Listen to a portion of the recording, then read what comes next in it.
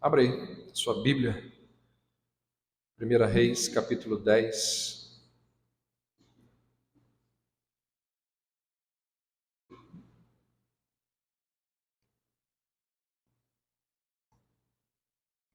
Primeira Reis 10.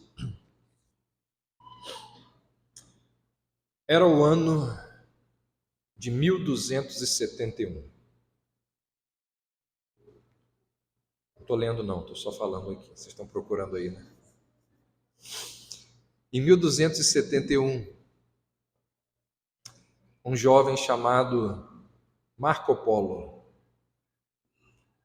acompanhou o pai e o tio quando eles partiram de Veneza. E eles caminharam pela famosa Rota da Seda até a China. E finalmente chegaram ao belo, famoso, lindo palácio de Kublai Khan, chefe do Império Mongol. Marco Polo ficou ali mais de uma década, viajando por todo o Oriente, e fez isso em missões diplomáticas a serviço do próprio imperador, que o conheceu, gostou dele. Então ele ficou ali durante 10 anos a serviço do grande Khan. Quando ele voltou para a Itália, ele escreveu o livro que o imortalizou, cujo título é As Viagens de Marco Polo. E nesse livro existem histórias assim encantadoras. E ele tinha muitas histórias para contar sobre os lugares que foi, sobre as pessoas que encontrou nesses lugares que foi. Inclusive foi esse livro que inspirou Cristóvão Colombo a se aventurar pelos mares. Colombo vai dizer isso, que foi a leitura dele do livro de Marco Polo que o inspirou a ser o navegador que foi. E quando Marco Polo começou a contar as suas histórias, muitas pessoas questionaram e duvidaram que as histórias que ele contava fossem de fato verdadeiras. Naquela época, quase ninguém tinha saído da Europa e chegado até a China. E por causa disso, não tinha como descobrir se aquelas coisas que Marco Polo contava lá na Europa acerca do que ele viveu lá na China, de fato, eram verdades. E aí, dessa forma, diz a tradição que Marco Polo resolveu dar uma demonstração pública para convencer aquelas pessoas de que as suas histórias de fato eram verdadeiras. O que ele fez?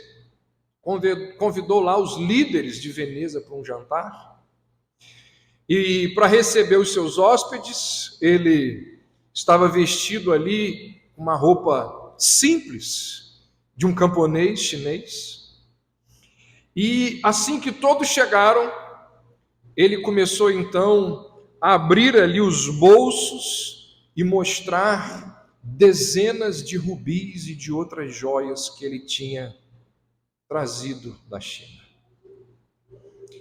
Ele fez isso porque ele sabia que as pessoas não acreditariam naquele reino distante se não pudessem ver as riquezas daquele reino. Ele vai dizer isso. As pessoas só seriam convencidas das histórias que eu contei se elas pudessem ver as riquezas daquele lugar.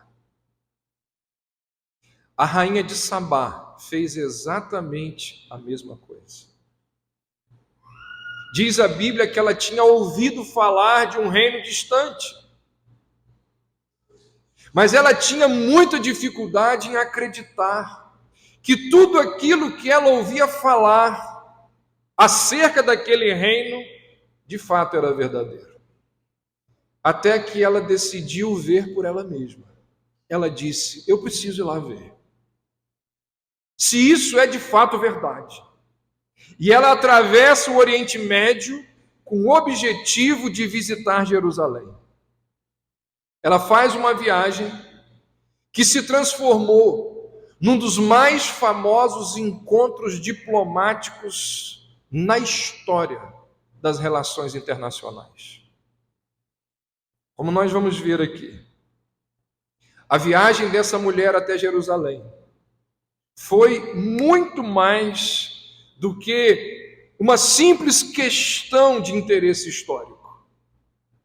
A viagem dessa mulher até Jerusalém terminou com profundas lições espirituais. Porque, de acordo com Jesus, Salomão e a rainha de Sabá podem nos ensinar o caminho para o céu. Podem nos ensinar o caminho até ele. Olha o que diz o verso 1 do capítulo 10. Tendo a rainha de Sabá ouvido a fama de Salomão com respeito ao nome do Senhor, veio prová-lo com perguntas difíceis. Nós temos aqui um encontro altamente contrastante. Nós temos aqui um árabe conversando com um israelita. Nós temos aqui uma mulher curiosa visitando um homem sábio e rico. Nos dias de hoje, visitas de chefes de Estado a outros chefes de Estado são muito comuns. Se você fizer uma pesquisa, essa semana deve ter acontecido algumas delas. Muito comum hoje. Mas naquela época, isso era algo raríssimo. Um monarca fazer uma viagem como essa que essa mulher fez. Normalmente, a rainha de Sabá teria enviado alguns emissários até a corte de Salomão para saber se de fato aquilo que ela ouvia falar acontecia ali. Mas não. Ela faz questão de viajar quase 2.000 quilômetros. Você sabe o que são 2.000 quilômetros? É daqui em Fortaleza.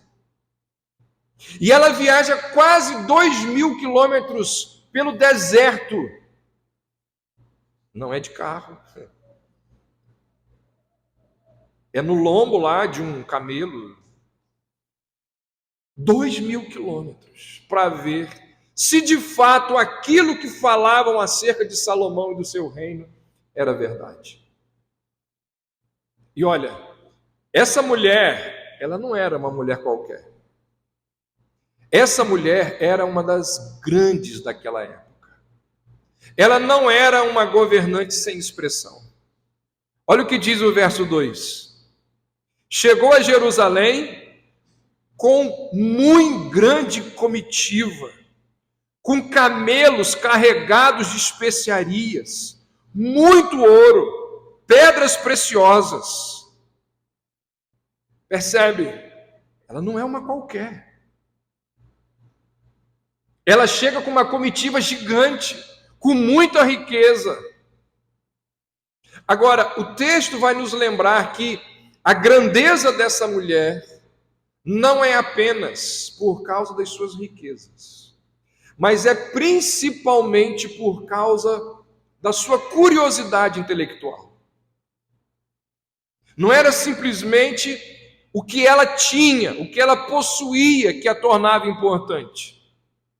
O que fazia dela uma grande mulher era a sua curiosidade, era aquilo que ela queria saber. Se você olhar, final do verso 1 diz: veio prová-lo com perguntas difíceis. E o final do verso 2 diz: compareceu perante Salomão e lhe expôs tudo quanto trazia em sua mente.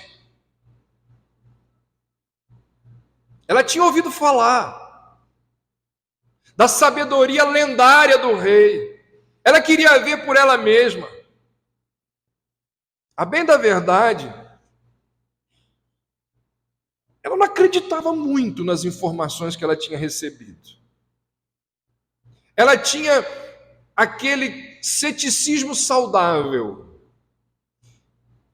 como se diz por aí. Apesar de você não acreditar em tudo que se diz, mas você está disposto a crer, caso alguém te mostre, caso você veja.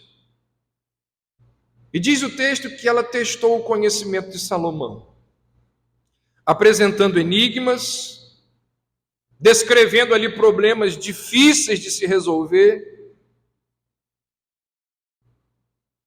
Esses testes de sagacidade em questões práticas da vida faziam parte de alguns encontros diplomáticos daquela época.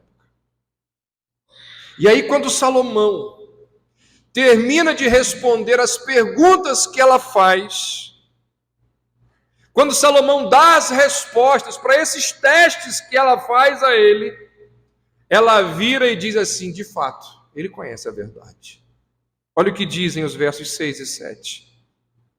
E disse ao rei: foi verdade a palavra que a teu respeito ouvi na minha terra, e a respeito da tua sabedoria. Eu, contudo, não cria naquelas palavras, até que vim e vi com os meus próprios olhos. Eis que não me contaram nem a metade. Sobrepujas em sabedoria e prosperidade a fama que ouvi. Mais cedo ou mais tarde, aqueles que seguem o exemplo da rainha de Sabá aprenderão a verdade sobre Jesus da mesma maneira que ela aprendeu a verdade sobre Salomão. Se nós formos sábios, pessoas sábias são aquelas que buscam respostas para as questões profundas da existência humana. Por que que existe algo ao invés do nada? Deus existe? Se ele não existe, que tipo de vida eu posso ou devo viver? Agora, se ele existe, qual deve ser a minha postura? Se ele existe, como devo proceder?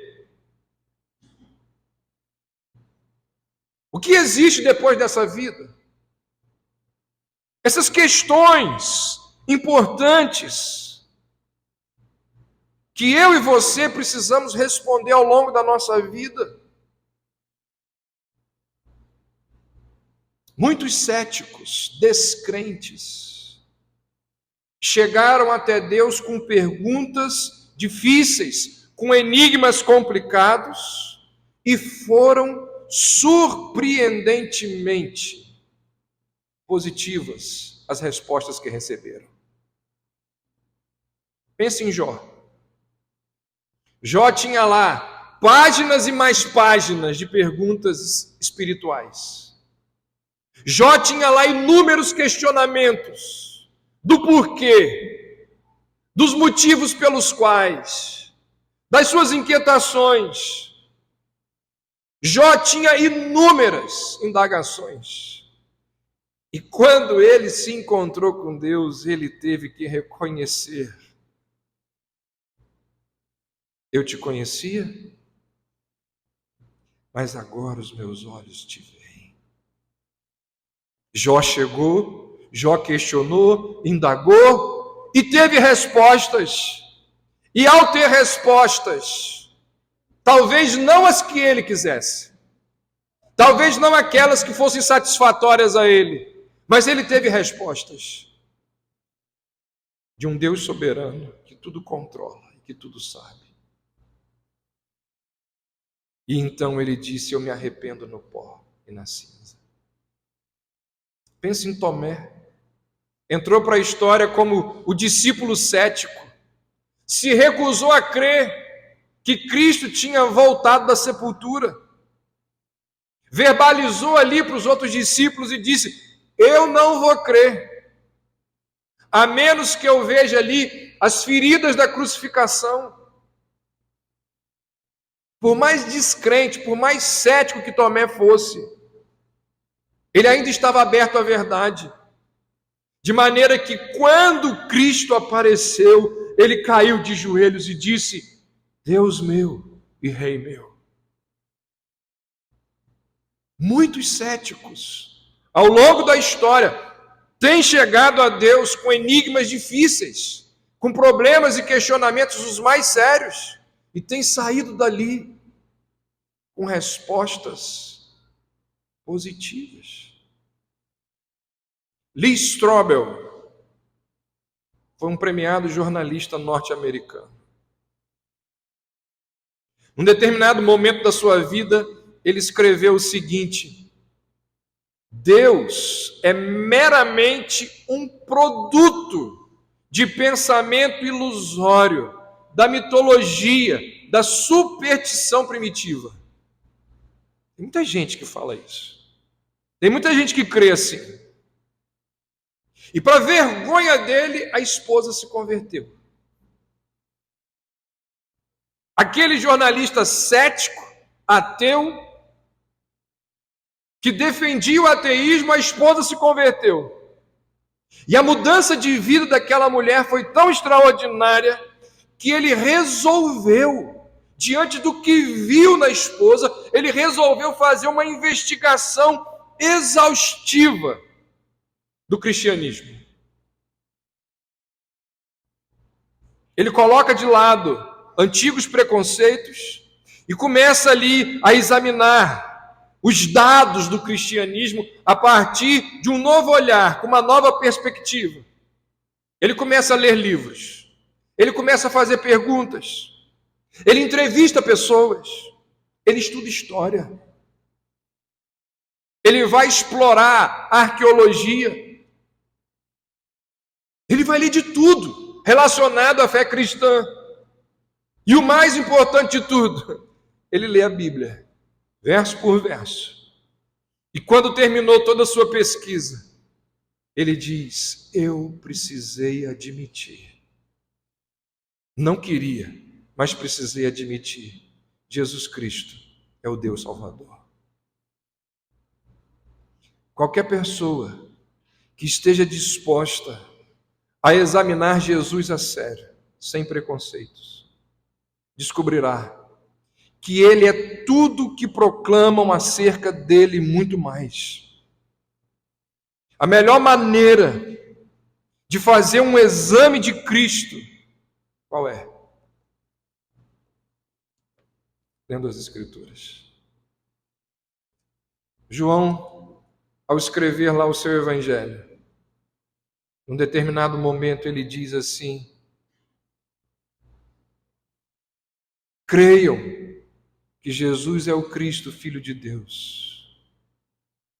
Estas coisas foram escritas para que vocês creiam que Jesus é o Cristo, Filho de Deus, e para que, crendo, tenham vida em seu nome. Se sabedoria é aquilo que a rainha de Sabá estava procurando, sabedoria foi exatamente aquilo que ela procurou, que ela encontrou. Primeiro, ela vai testar a perspicácia intelectual, teológica e filosófica de Salomão. O que quer que ela perguntasse, diz o texto que Salomão era capaz de responder. Olha aí o verso 3. Salomão lhe deu resposta a todas as perguntas, e nada lhe houve profundo demais que não pudesse explicar. Existiam perguntas que eram difíceis para os outros. Para Salomão, não. Ele era sábio. Ele recebeu o dom divino da sabedoria. Ele tinha todas as respostas.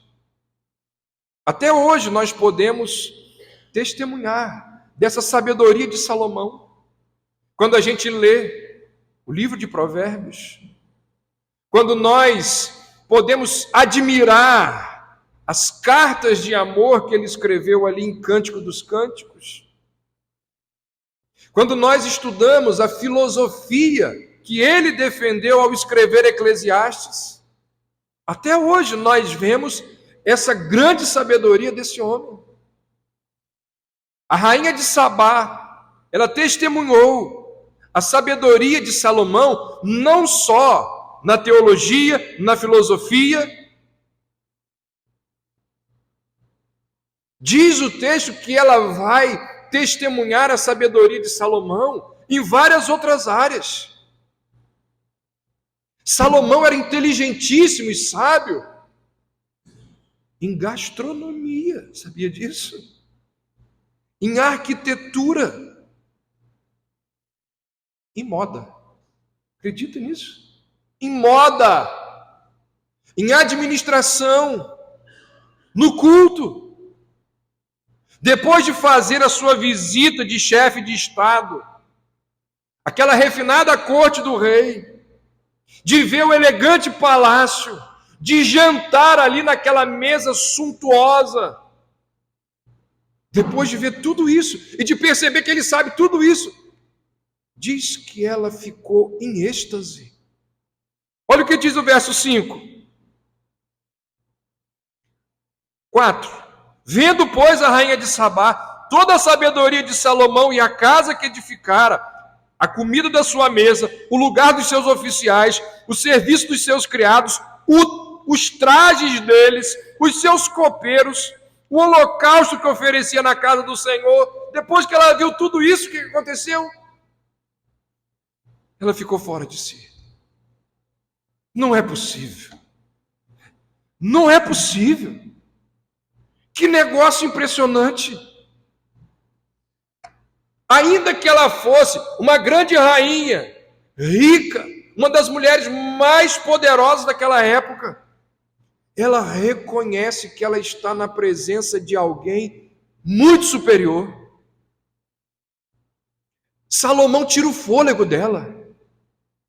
Ficou fora de si. É muito mais do que eu imaginava. Quando me contaram lá, eu não acreditei. É o que ela diz no verso 7. Não cria nas palavras que me contavam, até que vim e vi com os meus próprios olhos. Eis que não me contaram nem a metade. Sobrepujas em sabedoria e prosperidade a fama que ouvi. Ela ficou tão impressionada que ela não pôde deixar de ter inveja dos súditos de Salomão. Olha o que diz o verso 8. Felizes os teus homens, felizes os teus servos, que estão sempre diante de ti e que ouvem a tua sabedoria. Ela reconhece que Salomão tinha sabedoria não apenas para benefício pessoal, mas para abençoar aqueles que estavam próximos a ele, para abençoar o povo dele.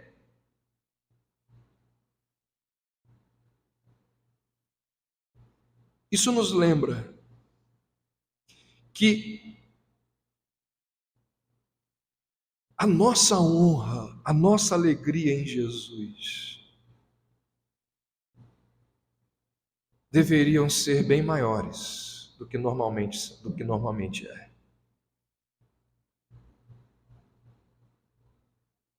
Ela diz aqui que os súditos de Salomão se alegravam com a sabedoria, com a grandeza de Salomão. Por mais sábio que Salomão fosse, Salomão não sabia 1% do que Cristo sabe.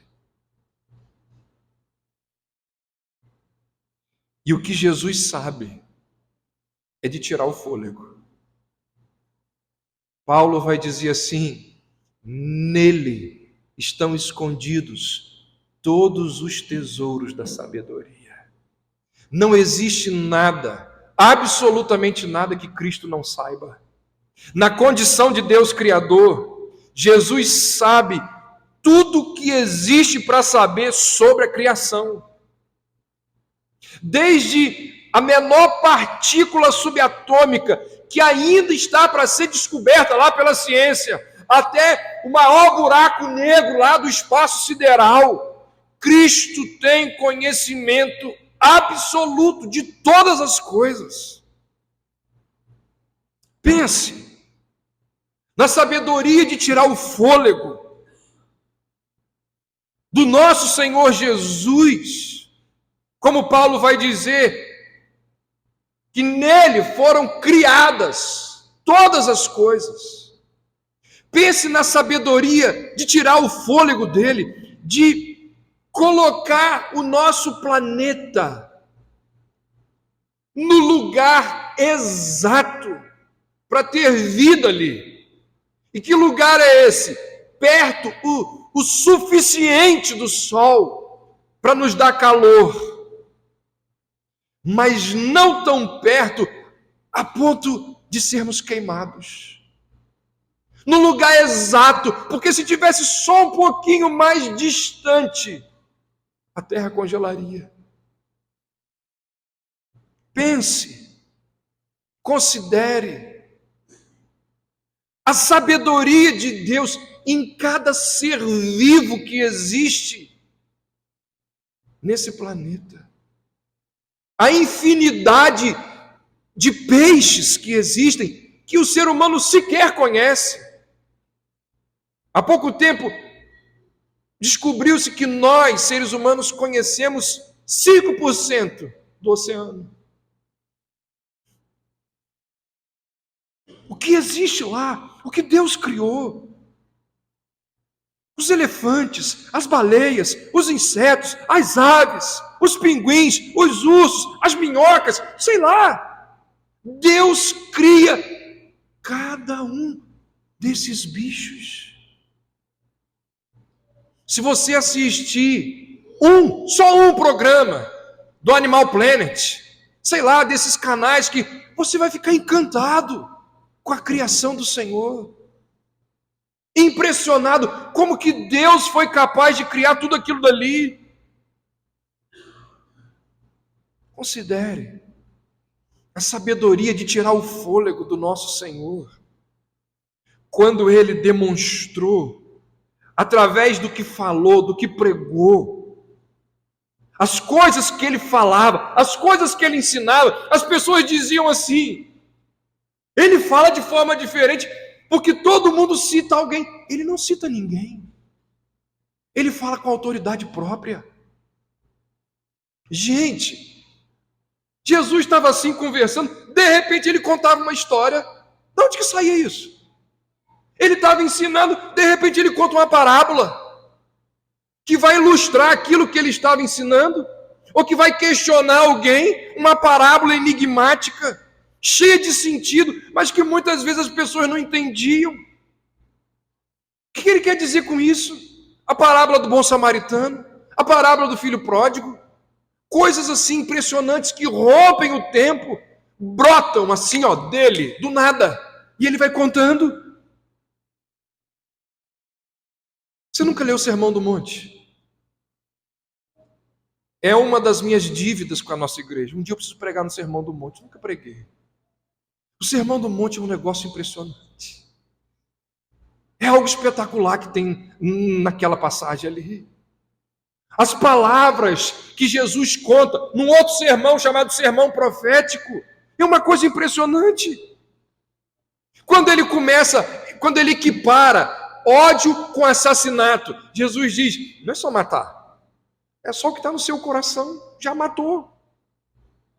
Quando Jesus diz sobre fazer aos outros aquilo que nós gostaríamos que fosse feito a nós mesmos, quando ele fala da diferença de servir a Deus e servir o dinheiro, você vai vendo as palavras de Jesus, é uma coisa impressionante. Cada palavra proferida, cheia de sabedoria. Lembra daquela história? O Sinédrio chama os soldados e fala assim: vai lá e prende Jesus. Traga ele aqui agora, estamos esperando. Os soldados vão lá. Dá um tempo, os soldados voltam sem ninguém. O Sinédrio fala: cadê ele? Vocês lembram da história? Os soldados chegaram para prender Jesus. Jesus estava pregando. Aí eles pararam e começaram a ouvir. Não dá para prender esse homem, não. Aí voltaram lá para os superiores deles. Cadê o homem? Eles disseram assim: a gente não pôde prendê-lo. Mas por causa de quê? Tinha um exército lá, quem estava lá para proteger? Ninguém. Então por que vocês não prenderam? Porque ninguém nunca falou como aquele homem. Que coisa impressionante a sabedoria de Cristo. Considere o que Jesus fez pela minha, pela sua, pela nossa salvação. Irmãos, poucas coisas no mundo são tão extraordinárias como estudar sobre a obra redentora. Ah, irmãos, estudar, ler livros, se aprofundar em teologia e estudar a obra redentora de Cristo é algo encantador. É muito mais profundo do que a gente imagina. Vendo que nós somos incapazes de nos salvar, a obra redentora faz aquilo pelo homem que o homem é incapaz de realizar. Ele encarna, ele vive a vida perfeita que eu e você deveríamos viver. Ele se oferece como sacrifício por nossos pecados. Ele ressuscita para vencer a morte e dessa forma oferecer vida àquele que nele confia. É o que ele diz lá no velório de Lázaro: eu sou a ressurreição e a vida, aquele que crê em mim, ainda que esteja morto, viverá. E eu poderia aqui continuar falando de uma série de coisas que provam e mostram que Jesus é infinitamente superior a Salomão. Sua sabedoria na criação, na redenção, deveria ser suficiente para nos deixar sem fôlego, como essa mulher ficou com Salomão. Fico impressionado. Como que a gente chega aqui no domingo e canta hinos lindíssimos, belíssimos, encantadores, assim, ó.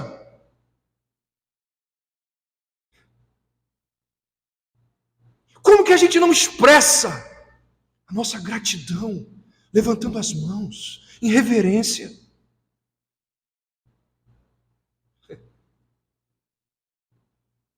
Não conhece a obra da redenção.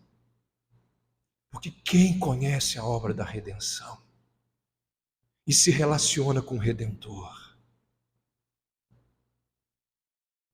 não canta assim.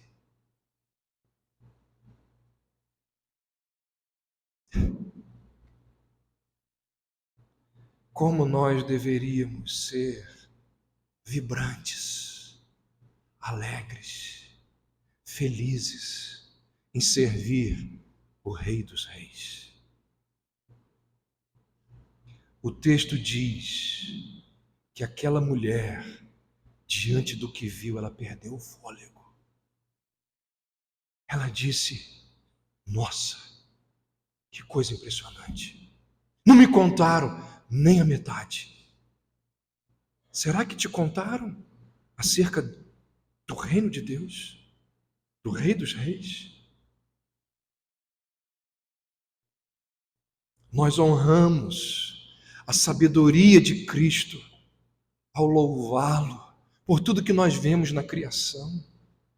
Nós honramos a sabedoria de Cristo ao ouvir e em seguida praticar aquilo que ouvimos da palavra de Deus. Nós honramos a sabedoria de Cristo quando nós confiamos plenamente na salvação que Ele conquistou para nós. Nós honramos a sabedoria de Cristo ao confiar que Ele sabe e Ele está fazendo tudo que é bom a mim e a você. Por vezes, gente, por vezes é fácil pensar que, ao cuidar dos nossos assuntos, Deus deveria fazer um pouco melhor aqui, um pouco melhor ali, e a gente fica, Deus deveria...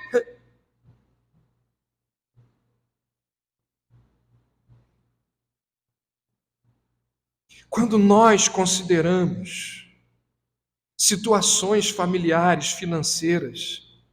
Nós somos tentados a pensar que nós sim temos a resposta sábia para as nossas vidas e nós ficamos conjecturando assim: se Deus fizesse isso, resolvia os meus problemas.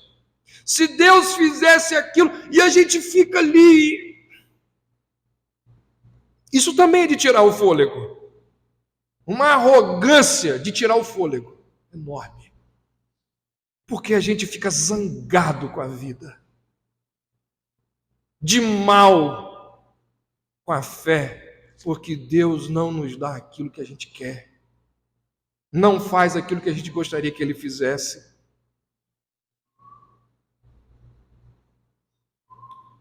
Se Cristo é o Deus da criação e o Deus da salvação, que sabe de todas as coisas, como que nós o honramos? Como que nós exaltamos a sua sabedoria? Confiando plenamente no seu poder para guiar as nossas vidas.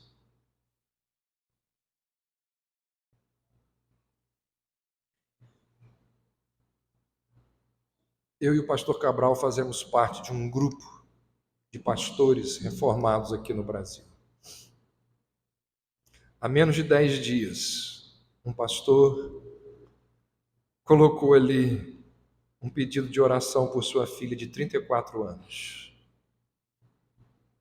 Ela tinha 2 crianças, uma de 2 e uma de 7. Sinusite virou meningite. Jovem, bonita, saudável, uma sinusite virou meningite. Morreu hoje, 3 da tarde. 34 anos. E aquele pastor disse: Deus sabe de todas as coisas. Por vezes nós não entendemos os caminhos do Senhor, mas é nosso dever descansar que, mesmo diante do sofrimento e da dor, Ele sabe o que é melhor para nós. Assim que recuperou o fôlego, a rainha de Sabá teve algo a dizer. Olha aí o verso 9. Bendito seja o Senhor teu Deus, que se agradou de ti, para te colocar no trono de Israel. É porque o Senhor ama Israel para sempre, que te constituiu rei para executar juízo e justiça. Perceba, essa mulher se regozija com o governante do reino de Deus. E ao fazer isso, ela cultua a majestade régia do próprio Deus, o Rei de todos os reis. A rainha de Sabá, ela reconhece que Salomão é um presente de Deus para o seu povo. E ela diz que quando Deus coloca Salomão no trono, Deus estava trazendo para o reino de Israel justiça e retidão. Pelo seu bom exemplo, a rainha de Sabá, ela nos convida, ela nos atrai para os profundos mistérios do culto a Deus. Tudo que ela disse acerca de Salomão é algo, e eu tenho feito isso aqui desde que comecei a mensagem, tudo que ela disse a respeito de Salomão é algo que a gente podemos dizer com muito maior ênfase acerca de Jesus. O que torna o culto da rainha de Sabá significativo, porque ela aqui está prestando culto a Deus. E o que torna o culto dessa mulher ainda mais significativo é que ela vem de Sabá, ou seja, de um lugar que estava fora da comunidade da aliança. Ela não pertence à família de Israel, ela vem de uma península arábica. provavelmente de algum lugar, onde hoje fica um país conhecido como Iêmen. Isso aumenta. Isso dá destaque ao culto que essa mulher presta ao Senhor. Por quê? Porque nesse momento da história, ela é uma das primeiras pessoas fora de Israel a adorar o Rei dos Reis, tipificado em Salomão. Ela é uma das primeiras pessoas gentias a adorar a Deus. E ela é um dos primeiros cumprimentos de antigas profecias de que Deus iria abençoar todas as nações com a sua graça salvadora. Salmo 72, não precisa abrir. Quem escreveu foi Salomão. E num determinado momento do Salmo, Salomão pede a Deus: abençoe o meu reino, de tal maneira que tribos do deserto se inclinem diante dele. Abençoe o meu reino a tal ponto, ele vai dizer no Salmo 72, que reis de outros lugares se prostrem aos teus pés. Que todas as nações venham a chamar o meu reino de bem-aventurado. Tempos depois, na oração que Salomão faz ao dedicar o templo, Salomão diz o seguinte: que todos os povos da terra saibam que o Senhor é Deus. Ou seja, está se cumprindo aqui. Com a rainha de Sabá, as orações de Salomão estavam se tornando realidade.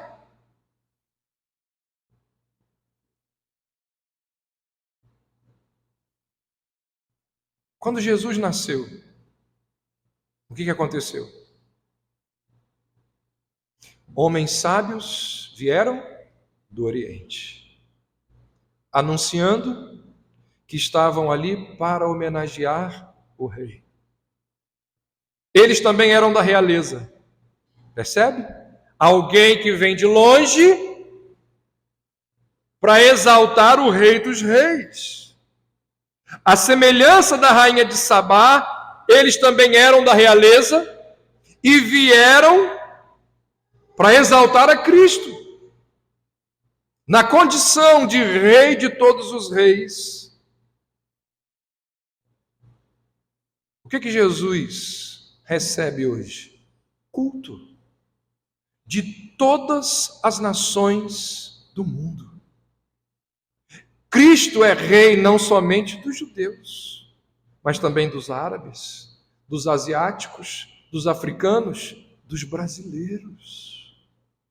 O que nós estamos fazendo aqui agora? É por isso que a rainha de Sabá é tão importante. A viagem dela até Jerusalém é um sinal evangélico que aponta para o culto a Jesus Cristo no mundo inteiro.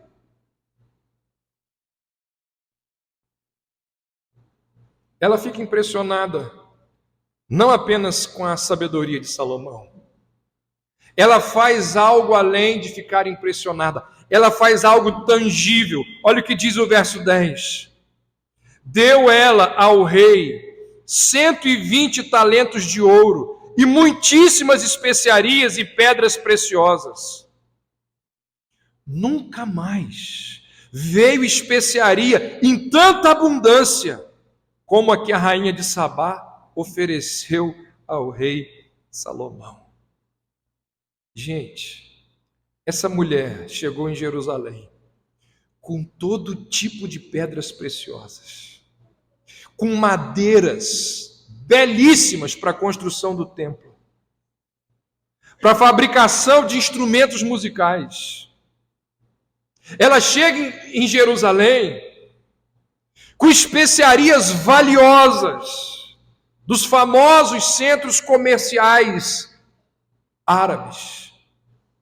Ela chega em Jerusalém com um tesouro inestimável, digno, apropriado de um rei. Esses presentes extravagantes lembram de uma profecia feita por Isaías acerca de Jesus. Eu vou ler para você. É pequenininho. Está lá no capítulo 60. Isaías diz: as nações virão até a tua luz, e reis até o resplendor da tua aurora. Uma multidão de camelos te cobrirá, os camelos novos de Midian e Efá. Todos aqueles de Sabá virão, trarão ouro e incenso, e trarão boa notícia, os louvores do Senhor. Essa foi uma das promessas específicas cumpridas no nascimento de Jesus. Você conhece a história? Os sábios do Oriente vieram fazer algo além de cultuar o recém-nascido. O que os sábios do Oriente trouxeram para Jesus? Ouro e incenso. O que são ouro e incenso? Presentes dados a reis. O que a gente dá para uma pessoa muito rica?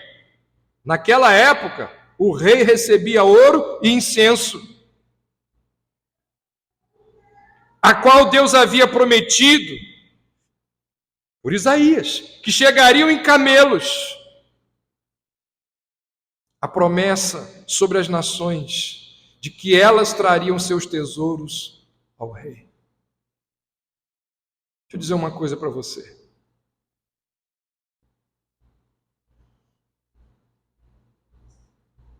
Essa mulher vai visitar um rei. E ela, poderosa, rica, ela está indo numa comitiva visitar um grande reino.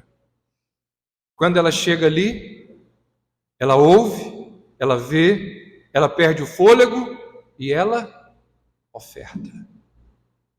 E ela doa. E ela concede.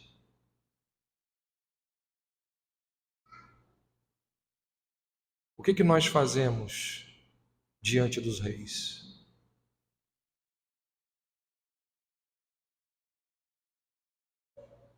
O que nós fazemos diante dos reis?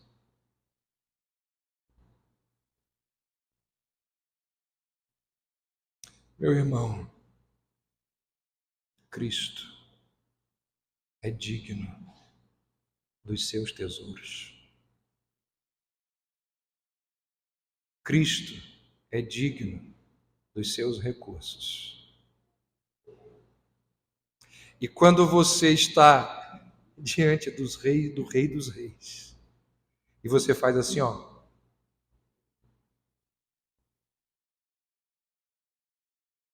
você não entendeu a obra redentora. Você não entendeu diante de quem você está. Quando nós estamos diante de reis, do Rei dos Reis, nós ofertamos. Um dia você vai entender isso. Nem que seja na eternidade, mas um dia você vai entender. Diante de reis, nós ofertamos. É óbvio, claro, que qualquer coisa que a gente possa ofertar a Cristo, nunca vai aumentar o saldo bancário dele. Como se Cristo precisasse de alguma coisa da gente. É o que Paulo vai dizer lá em Romanos. Quem primeiro deu a ele para que ele venha a ser restituído? Tudo que nós temos vem dele. E se ele simplesmente disser assim, ó, chega, a sua fonte seca.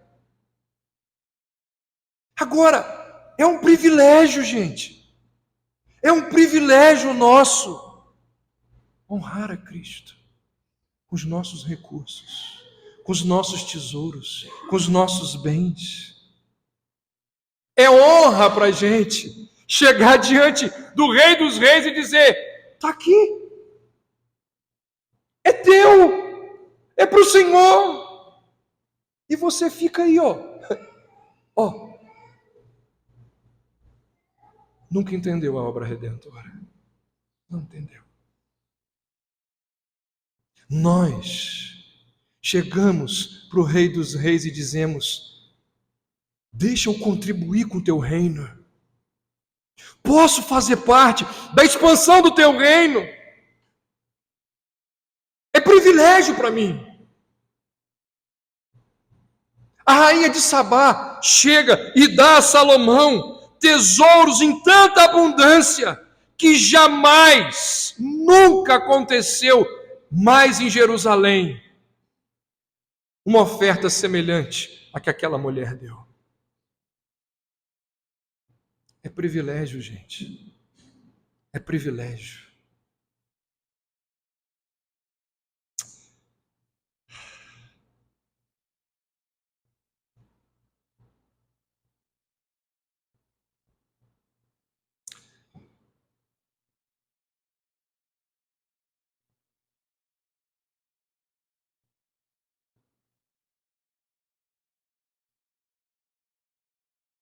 Salomão despediu a rainha de Sabá.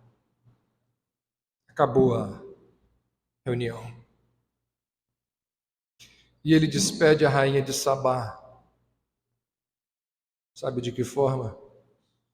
Sendo generoso com ela. Mostrando a generosidade do seu reino. Olha o verso 13. O rei Salomão deu à rainha de Sabá tudo quanto ela desejou e pediu, fora tudo que lhe deu por sua generosidade real. Assim, voltou e se foi para a sua terra com seus servos. Salomão concede o que a ela? Não apenas a sua sabedoria. Salomão concede a ela riqueza. Que coisa impressionante. Quando nós lemos o Evangelho de Lucas, nós somos informados que uma bênção muito maior do que riquezas foi concedida a esta mulher, ou aguarda essa mulher. Abra aí.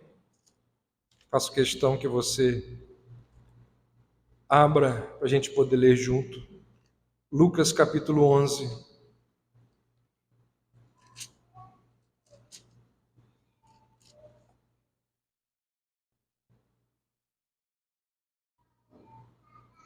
Verso 31, Jesus diz assim: a rainha do sul, é ela, tá?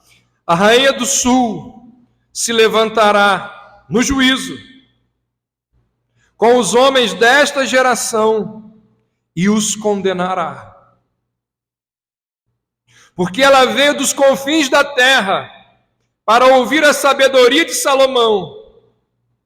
E eis aqui está aquele que é maior do que Salomão. Percebeu?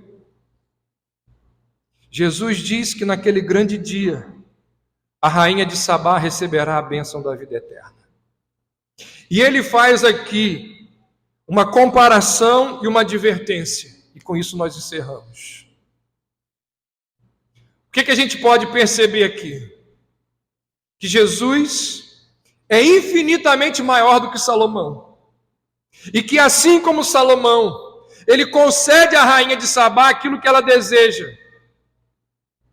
Da mesma maneira que Salomão concedeu a ela o que ela pediu, assim também Jesus prometeu nos dar tudo aquilo que nós pedirmos a ele por fé. Na sua sabedoria perfeita, e por sua riqueza infinita, ele pode nos dar todas as bênçãos dos céus. Então, nós podemos e devemos ir até Jesus da mesma maneira que a rainha de Sabá foi até Salomão. E nós devemos dizer acerca de Jesus o que a rainha de Sabá disse quando encontrou com Salomão. Lembra? Ela disse lá: bendito seja o Senhor. Gente, aquela mulher viajou quase 2.000 quilômetros para honrar a sabedoria de Salomão e dar a ele o ouro que ela possuía. Se Salomão foi digno de receber tudo isso, Cristo é muito mais digno, mais honra, mais culto, mais tesouros, mais serviços. E se nós não dermos a Cristo tudo aquilo que Ele merece, a rainha de Sabá irá nos condenar no juízo final. Não é isso que está dito aqui? Vou ler de novo. Ela se levantará no juízo com os homens desta geração e os condenará. Porque vocês não me deram aquilo que eu merecia. Ela deu plena honra a Salomão, que não foi sequer metade daquilo que Jesus é como rei. Dessa forma, como poderia fazer qualquer outra coisa que não condenar alguém que se recusa a honrar a sabedoria de Cristo, a cultuar a sua majestade, a dar a Ele o que Ele merece?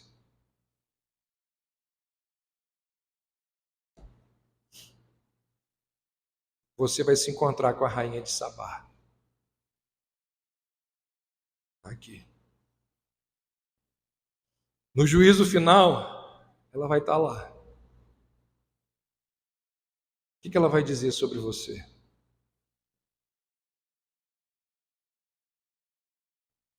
E o que Jesus vai dizer? Porque Ele também vai estar lá. Quem quer que se recuse a reconhecer Cristo como Rei.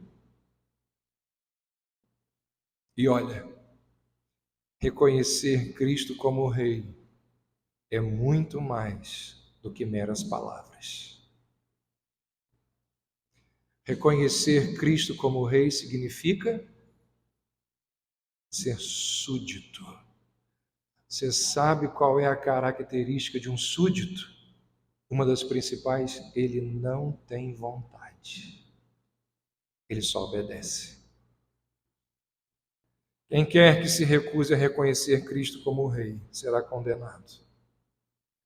Mas quem quer que procure sinceramente honrar a Cristo como Rei, receberá recompensas por toda a eternidade. Ela vai embora. Salomão diz: antes de você ir embora, vem cá. Leve essas coisas aqui, bênçãos, riquezas, porque você me reconheceu. Assim também será comigo e com você. Que Deus nos ajude a reconhecermos Cristo como nosso Rei. Senhor, que estas verdades possam alcançar os nossos corações e conduzir-nos a sermos súditos leais e fiéis ao Senhor. É a nossa oração, em nome de Jesus.